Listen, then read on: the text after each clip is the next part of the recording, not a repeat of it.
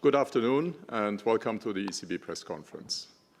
On stage are President Lagarde and Vice President de Guindos. My name is Wolfgang Preußel. We are, as always, in a hybrid format, so if journalists have a question, please turn on the microphones and the cameras. And with that, I'll hand over to President Lagarde, please. Thank you very much, Wolfgang, and good afternoon to all of you who could make it to Frankfurt today. So, the Vice President and I welcome you to our press conference. The Governing Council today decided to keep the three key ECB interest rates unchanged.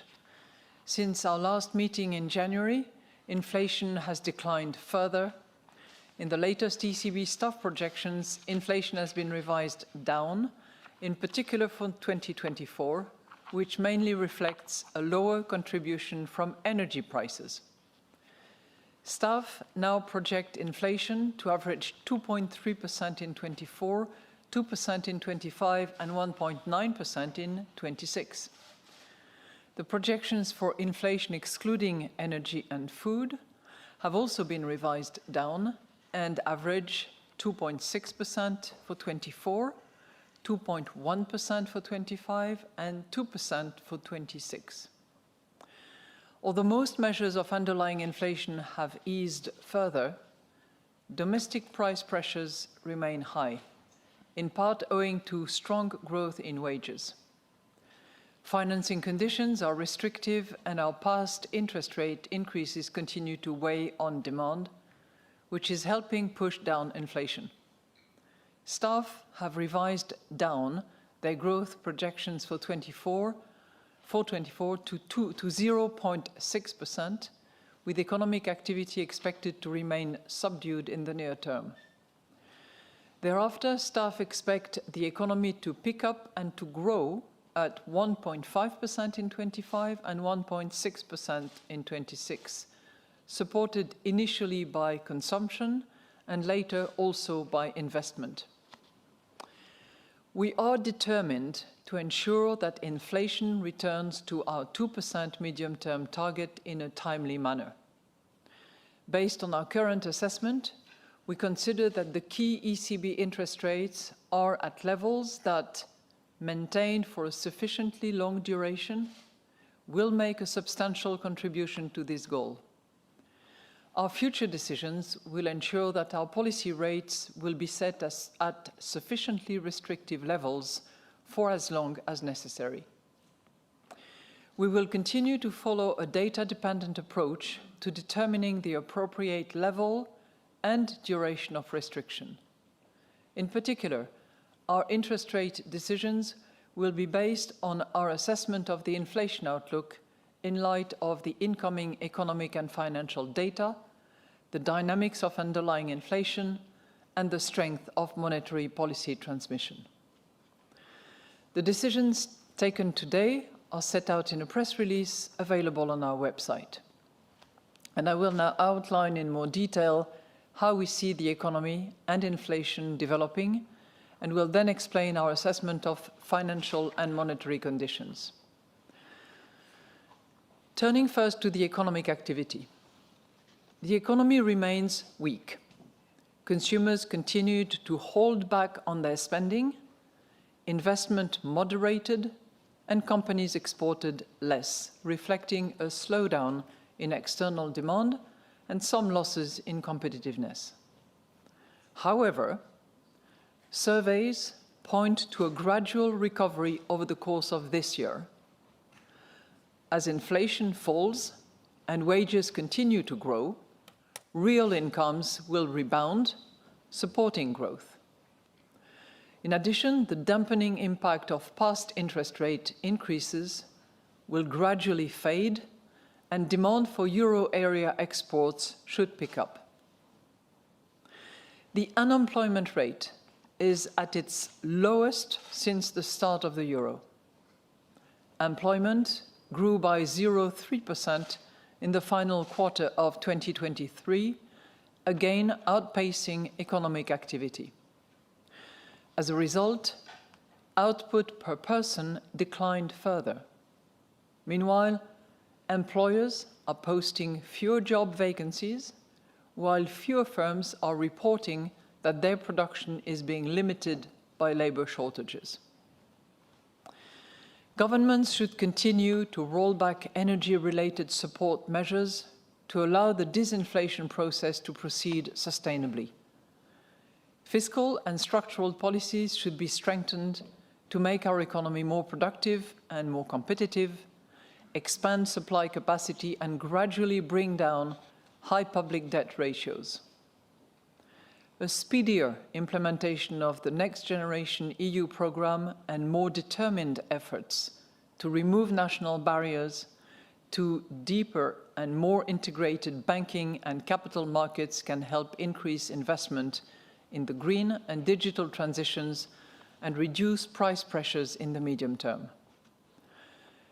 The EU's revised economic governance framework should be implemented without delay. So let's look at inflation. Inflation edged down to 2.8% in January, and according to Eurostat's flash estimate, declined further to 2.6% in February. Food price inflation fell again to 5.6% in January and 4% in February, while energy prices in both months continued to decline compared with a year ago, but at a lower rate than in December. Goods price inflation also fell further to 2% in January and 1.6% in February. Services inflation, after remaining at 4% for 3 months in a row, edged lower to 3.9% in February. Most measures of underlying inflation declined further in January as the impact of past supply shocks continued to fade and tight monetary policy weighed on demand. However, domestic price pressures are still elevated, in part owing to robust wage growth and falling labor productivity. At the same time, there are signs that growth in wages is starting to moderate. In addition, profits are absorbing part of the rising labor costs, which reduces the inflationary effects. Inflation is expected to continue this downward trend in the coming months. Further ahead, it is expected to decline to our target as labor costs moderate and the effect of past energy shocks, supply bottlenecks, and the reopening of the economy after the pandemic fade. Measures of longer-term inflation expectations remain broadly stable, with most standing around 2%. Looking now at the risk assessment. The risks to economic growth remain tilted to the downside. Growth could be lower if the effects of monetary policy turn out stronger than expected. A weaker world economy or a further slowdown in global trade would also weigh on euro area growth. Russia's unjustified war against Ukraine and the tragic conflict in the Middle East are major sources of geopolitical risk. This may result in firms and households becoming less confident about the future and global trade being disrupted. Growth could be higher if inflation comes down more quickly than expected and rising real incomes mean that spending increases by more than anticipated, or if the world economy grows more strongly than expected. Upside risks to inflation include the heightened geopolitical tensions, especially in the Middle East, which could push energy prices and freight costs higher in the near term and disrupt global trade. Inflation could also turn out higher than anticipated if wages increase by more than expected or profit margins prove more resilient. By contrast, inflation may surprise on the downside if monetary policy dampens demand more than expected, or if the economic environment in the rest of the world worsens unexpectedly. Financial monetary conditions now. Market interest rates have risen since our January meeting, and our monetary policy has kept broader financing conditions restrictive. Lending rates on business loans have broadly stabilized, while mortgage rates declined in December and January.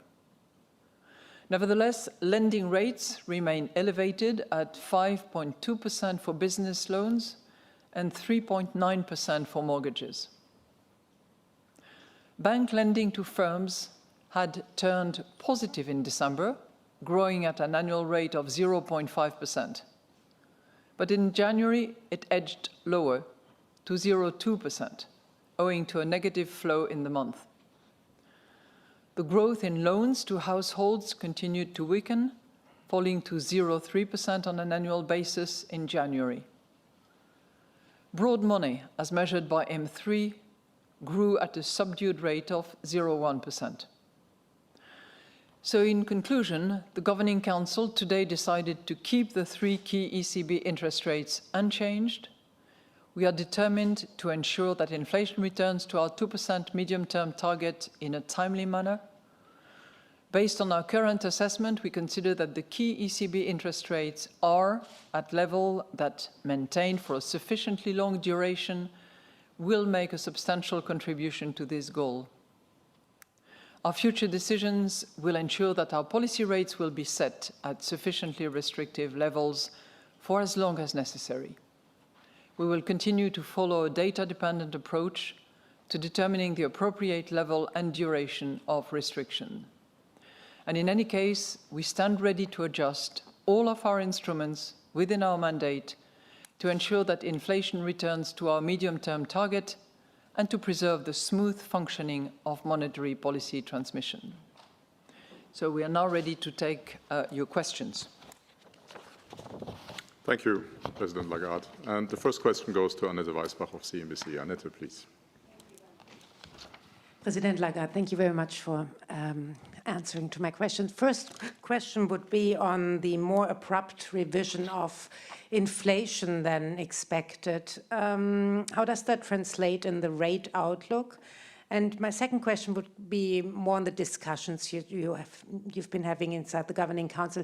Have you also discussed perhaps do too much, and by that risk that inflation is going to undershoot the target at some point in time? Thank you. Thank you. Thank you very much for your question. And allow me to preface my response to your question with something that we discussed, which is a little bit unrelated to monetary policy this morning, which has to do with the topic of concern to many European institutions, which is the Capital Market Union.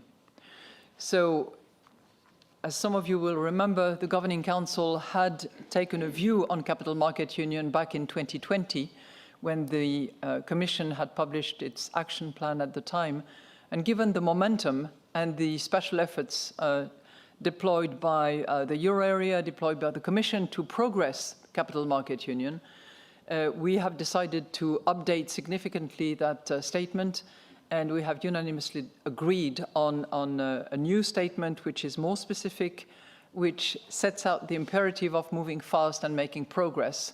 So that statement will be available before close of business today, but will come after all the monetary policy documents are actually made available, so that we don't mix the two of them. But it was a decision that we made after a good discussion on the matter earlier yesterday and a little bit this morning. So, on inflation, first of all, I would observe that we are on this disinflationary process, and we are making progress. You know, we came from 2.9% in December, 2.8% in January, 2.6% in February. So there is a definite decline which is underway, and we are making good progress towards our inflation target. And we are more confident as a result. But we are not sufficiently confident, and we clearly need more evidence, more data, And we know that this data will come in the next few months. We will know a little more in April, but we will know a lot more in June. So this is really what we have determined during our discussion this morning. And as usual, we have proceeded with a review of the 3 criteria, which is, the inflation outlook, which, as you will have noted in the monetary policy statement, has been slightly revised, a bit more for 24, granted, but slightly both for headlines and core in the next 2 years, 25 and 26. But we feel more confident about those projections. The second element that we look at, as you know, is the underlying inflation. And on that front as well, we are seeing a narrowing of the range between the various measures that we use. We are also seeing a general moderation, with one exception. I'll come back to that if you want. We have looked carefully at the strength of monetary policy transmission. Those are the 3 components that we are very keen to check carefully and to monitor meeting by meeting to see what information it delivers. And it's clearly a positive signal, but certainly not enough of a series of signals to make us confident enough yet at this point in time. Thank you, Madame Lagarde. And the next question goes to Alexander Weber of Bloomberg News. Alexander, please. Thanks a lot for taking my question. Just a follow-up, since you said you will know a lot more in June. Was this the majority view in the Governing Council that you will not have enough information in April to be ready for an interest rate cut? And then secondly, you're clearly very focused on wage growth. Can you be a bit specific how much further it needs to slow down for you to be comfortable with an interest rate cut? I think there was general broad agreement about the fact that we will get a lot more data and a lot more information in June. That's a certainty. I think there was also a very broad agreement around the fact that we will not change our views on one single data. And what we are seeing in the data at the moment are indicating certain movements, directionally good, but it is not strong enough and durable enough for the moment to give us sufficient confidence. So that was a generally accepted sentiment around the room. And the decision that we made was a unanimous decision, by the way. You are correct that while we continue to look at the 3 components of the inflation outlook, of the underlying inflation and the strength of monetary policy, there is 2 components that we are particularly vigilant about. And those 2 components are the wage evolution as well as the profit evolution. Unit labor cost, unit profit are 2 items that we will be particularly attentive to and will continue to be attentive to.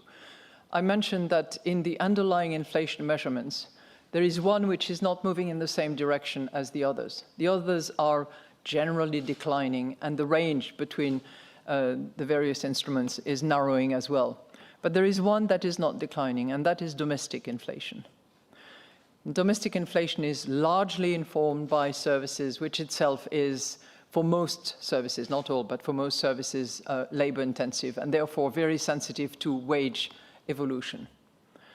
So those are the 2 components that we will particularly zero in and try to be laser focused on to see whether there is confirmation or not of this beginning of moderation that we are seeing on the wage front and confirmation of what has been observed on the profits as to whether or not profit absorb and act as a buffer for the wage increases. I mean, we will have the Q4 numbers for CPE, for compensation for employee per employee tomorrow. Our assessment for the moment is declining relative to the 3rd quarter. I think it's a conservative assessment, given the various other elements that we try to look at. We look at some backward-looking elements, but we also try to be as forward-looking as we can by, really following very carefully all the new agreements that are signed and how terms and conditions will apply going forward. Thank you. And the next question goes to 𝐂𝐨𝐧𝐼𝐻 of BFM Business. 𝐂𝐨, please. Yes, thank you for taking my question, Madame Lagarde. Underlying inflation is one of the three criteria you look at, and the only one that remains above 3%, at least at that current time. It's forecasted at 2.6% for this year. Is it a level at which you are comfortable to cut rates? And second question, a few days ago, Mario Draghi tells in a speech in Washington that a Eurozone needs low capital cost to finance huge investments. Do you agree with that? And what do you think about the fact that these investments in transitions may be delayed because of high rates? Thank you for your question. On,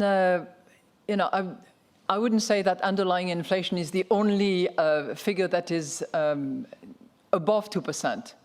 And, we try to look at the inflation outlook, which includes, of course, the headline inflation, which is the one that, under our strategy review, we have agreed is the compass that we're using. We're also looking, you rightly say, at the inflation without energy and food, otherwise called core inflation. But we don't only look at core. We look at other measurements of underlying inflation to try to, remove the noise from the signals and try to really measure each and every time what is going to be the best indicator to give us the measurements of what is to come. And but I wish everything was, closer to our target. We're not there yet. We are not there. Even on headline inflation, we are still projecting 2.4, which is a revision from what we had before, but we're still at 2.4 in 24, and we are at 2% in 25. And correct, underlying core inflation, core inflation is at 2.6 in 24, and then moving to 2.1 in 25, and finally reaching 2% in 26.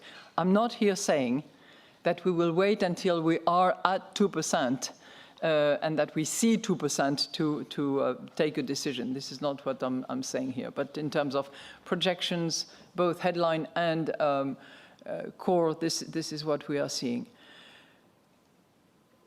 We are all looking forward to the two Italian reports, if I may say, because there will be a report by Enrico Letta on the single market, which, would, if fully implemented, would certainly deliver more growth than we have at the moment. And we're very much looking forward to the report of President Draghi on the competitiveness of Europe, which is obviously a major topic going forward.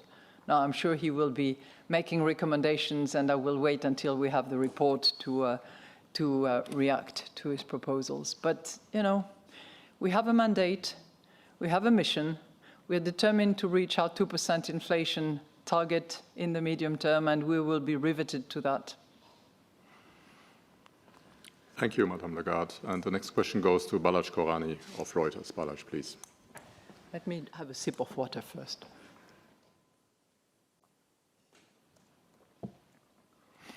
Good afternoon, President. Since our last meeting here, market expectations have gone through a serious revision. There's been a big repricing. How well is the current market pricing aligning with your own views? Are you happy with what's been happening in the market? Is this a better reflection of where you think policy might be going? The other question is about the framework review. Could you tell us where that is standing now? Where is it going? What's the next step in terms of timeline? And is the minimum reserve ratio part of that discussion? Thank you much for the two questions. I've tried in the past to refrain from passing judgment and commenting specifically on market expectations. I just note that it seems to be converging better, but that's, you know, everyone has to do their job. They do their job, we do our job. We look at the three elements, we look at our projections, we try to anticipate the impact of our monetary policy, and that's how we make decisions, not by being determined by what markets consider. So in terms of the operational framework, we have had a discussion, short of course, because the main agenda yesterday and today was monetary policy, but we had a discussion yesterday morning on the operational framework to narrow areas of discussions and arrive at a platform that hopefully will be a consensus between the governors. My strong expectation is that it will be completed on the occasion of our meeting on March the 13th, and it will then be released, published, explained. I know that our communication department has some ideas as to how to best do it, because it is, I can assure you, a highly technical matter. Some of you are fully versed in the sophistication and the delicacies of operational framework, but it warrants a good review, good explanation. So I hope that you know, March the 13th will be the date when we go out with the operational framework. That will be, you know, part of what is being announced. Thank you, Madame Lagarde. And the next question is for Martin Arnold of the Financial Times. Martin, please. Hello, I have two questions, Madame Lagarde. The first one is about the pace at which you're going to be normalizing policy once you do start cutting rates. Some of your colleagues on the Governing Council have said they think that it'll be a gradual pace, and there's a benefits to doing that. What do you think gradual means in that context? Do you agree with that? The second one is a bit different. There have been various proposals put forward to utilize the frozen assets of the Russian central bank to fund in some way the Ukrainian government and their defense against the Russian aggression. What do you think about that? Thank you for your two questions. On your first question, you know, I would use the analogy of seasons and episodes. We are still in the holding season. We will move to the restrictiveness season. That will take a while. And once that season is over, we will move into a normalization season. But, you know, if that's the definition of gradual, so be it. But I would not commit to any kind of pace, rhythm, magnitude, because we will continue to be data dependent. We will continue to observe, you know, how the economy evolves, how the labor market moves, how wages moderate, impact of tightening on the financing of the economy. And that all these factors will be taken into account to determine future moves. On your second question, you know, it's a matter which is under discussion at the European Commission level.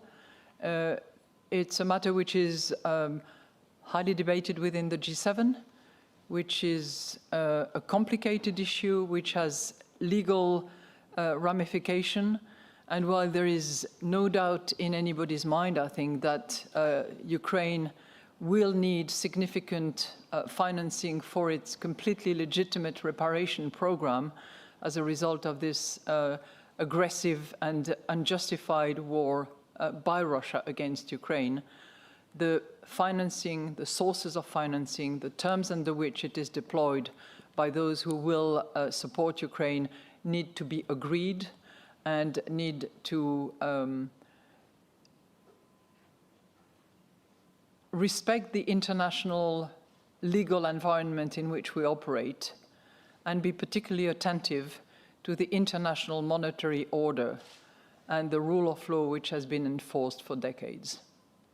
there are interesting propositions that are being reviewed concerning the interests generated by the proceeds, such interests belonging actually to Euroclear, which could possibly prosper, but that's clearly work in progress on which we have no final say. It will be for the leaders to decide what happens. Thank you. Turning now to the online participants, I'd like to give the floor to Fabrizio Goria of La Stampa. Fabrizio, please. Thank you, Wolfgang, and thank you, President Lagarde, for taking my question. There are two questions, actually. So the first one is, do you see any possibility that the Federal Reserve decisions could affect the ECB moves? And the second one is about the commercial real estate market. Do you see any vulnerabilities in the European CRA market, considering the stress that we're seeing in the United States? Thank you. Thank you very much for your question. On the mandate that we have, the mission that we have, the ECB acts independently, and we will do what we have to do when we have to do it. Obviously, we are mindful of the international environment in which we operate, but if the conditions are satisfied, if our diagnosis is that we have been restrictive for long enough to be sufficiently confident that we will reach our 2% targets, we will make our decision. I know there is writings here and there and views about the order and the sequence and reference to previous episodes, but I really think that we have to act in accordance with our mandate. The second question, if I may, dear Vice President, I will pass it on to you. Not that I don't want to answer, but you're far more qualified than me. Well, good afternoon. Commercial real estate, as you know perfectly, is something that we have reiterated as one of the main risks for financial stability in the euro area. We have seen an important reduction in the volumes of transactions and the transactions in commercial real estate, even before starting the tightening of monetary policy. And we have seen as well, a decline in prices.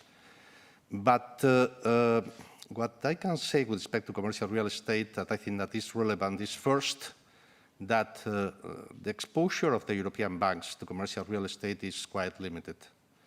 If you look at the figures, commercial real estate credit amounts something close to 5% of the total assets of the European banks. But the problem is not the average. And the problem, and this happens quite often in economics, is the disparity around the average.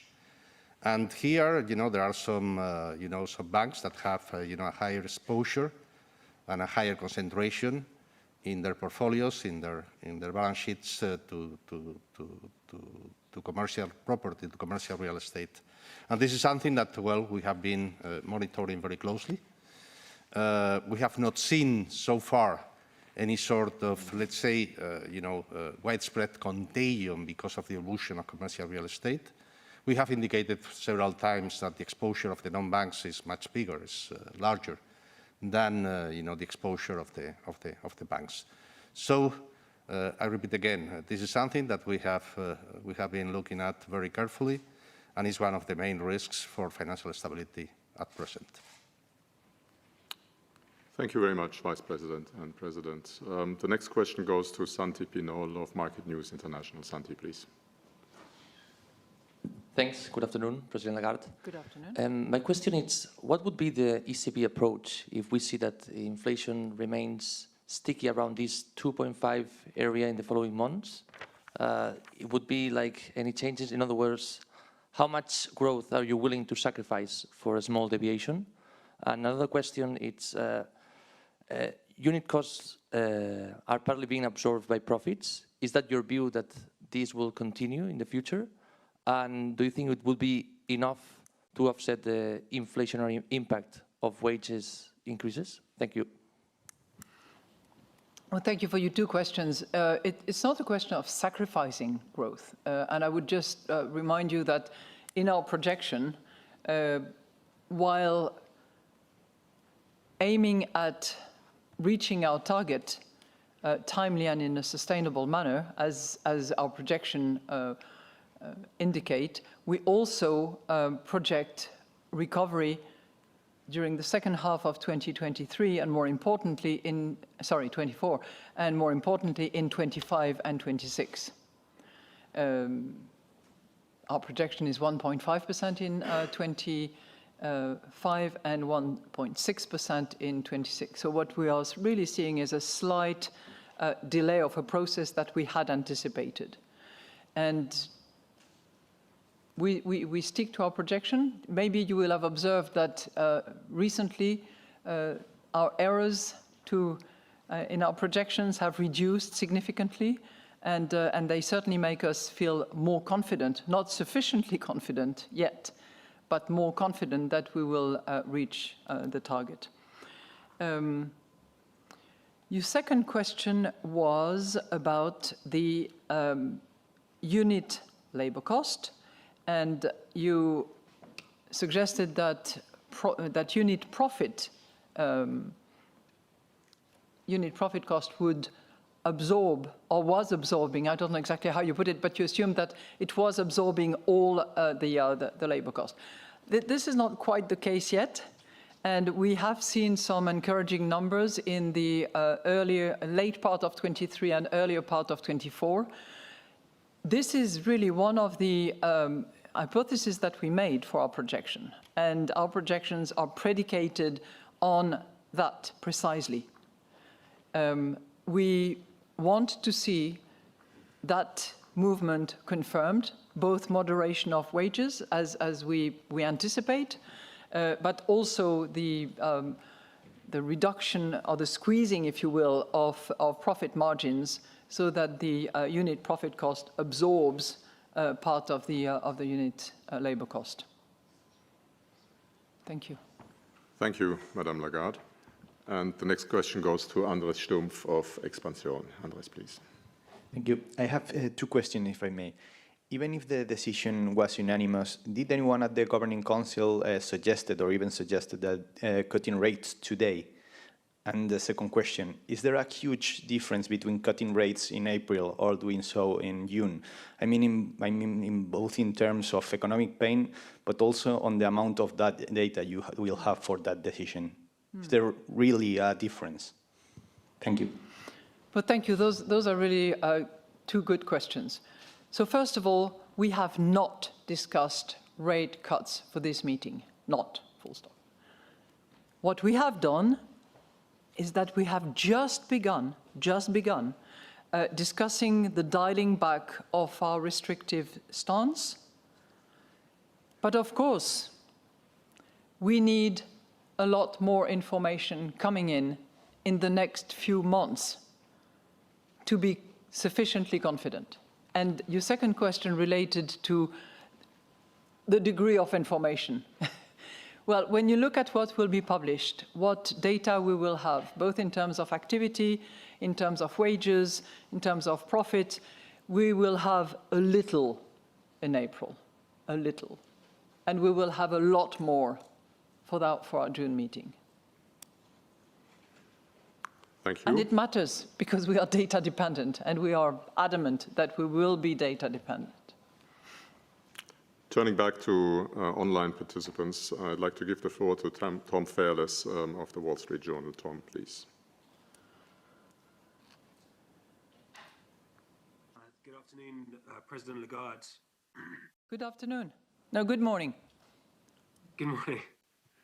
I had two questions on the sort of a US angle. Firstly, investors are betting that the Fed and ECB will both start cutting around June and at a similar pace.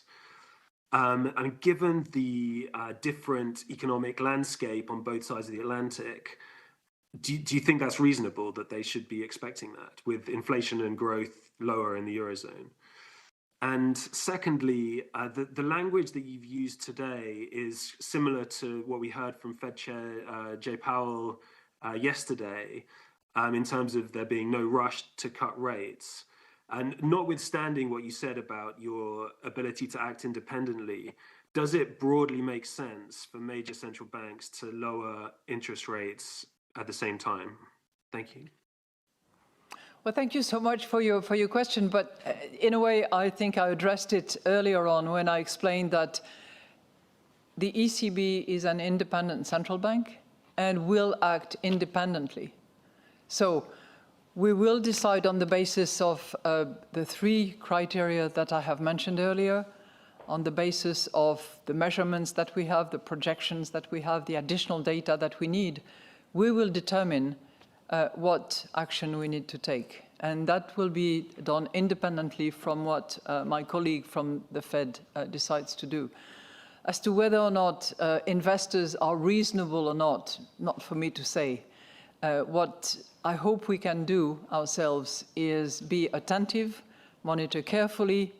Once the data confirm that we are sufficiently confident to reach our 2% target in the medium term and make sure that it will be sustainable, we will act. That's really what I can tell you. By the way, I didn't say that there was no rush, remember? I said that we did not discuss cuts for this meeting, but we are just beginning to discuss the dialing back of our restrictive stance, provided that we have enough and certainly more information to be sufficiently confident. Thank you, Madame Lagarde. And another question for online participants from Eric Albert of Le Monde. Eric, please.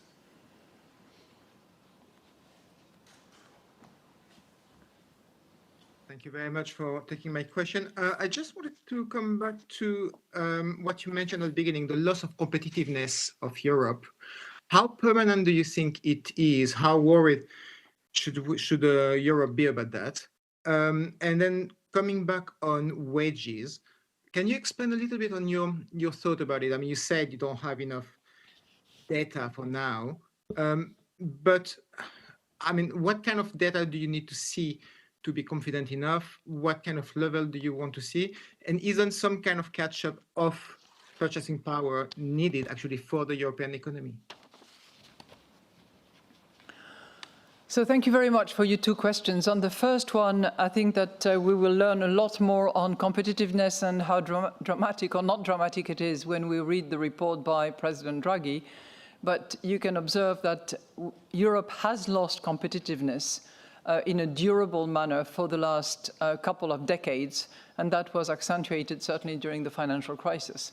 So it's one of the reasons why the Governing Council was of unanimous and very strong support for Capital Market Union to be rolled out, obstacles to be removed, supervision to be strengthened, and capital to be kept and made to work at home in Europe rather than elsewhere. It's not the reason, the response, but it's certainly one of the response which matters to us because it is also conducive to transmission of monetary policy in a slightly different way. Your second question, look, when we look at the underlying inflation and the measurement of underlying inflation, there is one obvious outlier in the measurements, and that is domestic inflation, and that is services. So you have to get under the skin of that and determine what is behind it and what drives it up. Clearly, it is wages. And because of this determination to avoid what I've called the tit for tat on previous occasions, we are also very attentive to profits. So it's the combination of the 2. I'm not suggesting that wages should decline or that wage growth should be dampened. This is not what I'm saying. I'm saying that it's a major component of services and domestic inflations. Services is moving just a tiny bit. It was at 4% for the last 3 months. It's moved to 3.9%. Domestic inflation is slightly up. So we have to be specifically attentive to wages. And as many of you know, and as I'm sure you know, a lot of the indicators that we have, a lot of the data that we receive are a bit outdated. we will get the Q4 number tomorrow, which is more than 2 months after the end of the quarter. So we have to look at other indicators as well. We have our wage tracker, which sticks to all the agreements that are negotiated and signed. There is about a third of the employees that are covered by that wage tracker, of which the contract will stop being covered by an agreement as of now or at the latest in March. So we need to have that as well. We look at Indeed, as everybody does as well. And all these elements are showing us that there is an element of moderation. So growth is moderating. It's not going up as much as it did in late 22 and in the course of 23. It's the growth of it is moderating. So that's what we will be looking at very, very carefully. The fourth element that we also pay attention to is the corporate telephone survey, or the SMA as well, to hear from the corporate employers what is the labor shortage, how much hoarding do they have, to try to anticipate in a still tight labor market where wages are going to go. Thank you, Madame Lagarde. And the next question goes to Minami Takeru of Nikkei. Minami, please. Good afternoon, President Lagarde, and thank you so much for taking my question. So let me ask one question for better understanding. This is about wage growth and inflation. I think that even if wages continue to increase, the declining trend in underlying inflation may continue. It's just a possibility, but in this case, which one do you consider more important to decide to cut interest rates? The declining inflation trend or wage growth rate? Thank you so much.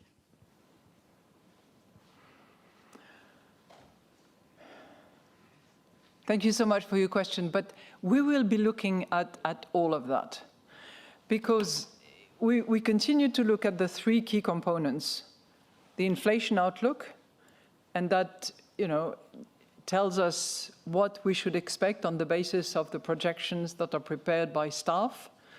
And that indicates clearly that we are in this disinflationary process, that inflation is declining. But we also look at the underlying inflation and what feeds some of these underlying inflation, including in particular wages. So we also look at that because we want to be stable on three accounts: inflation outlook, underlying inflation, strength of transmission. On the latter, I think strength of transmission, we're seeing a good and solid transmission to the financing sector, and then further down the road to the economy. Thank you. Thank you. And the last question goes to Jean-Philippe Lacour of AFP, Agence France-Presse. Jean-Philippe, please.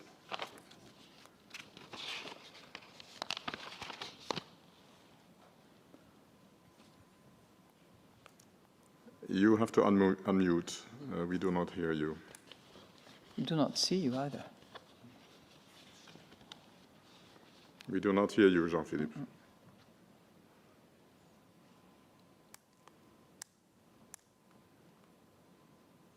I'm very sorry. I can see you, but nobody hears you. You can seem not happy with this computer. That's obviously the case. Okay, well, it will be next time, Jean-Philippe. So we come to the end of our press conference. Thank you very much for following. The next press conference will be on the 11th of April. Until then, all the best. Thank you.